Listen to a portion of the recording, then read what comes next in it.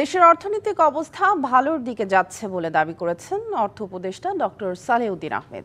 সকালের সচিবালয়ে ঈদ পরবর্তী প্রথম কার্যদিবসে কুশল বিনিময়ের পর তিনি এমন দাবি করেন। অর্থ উপদেষ্টা জানান, দেশের রিজার্ভও এখন ভালোর দিকে যাচ্ছে। অর্থ উপদেষ্টা দাবি করেন, ট্রাম্পের শুল্ক নীতির কারণে বাংলাদেশে খুব বেশি প্রভাব পড়বে না।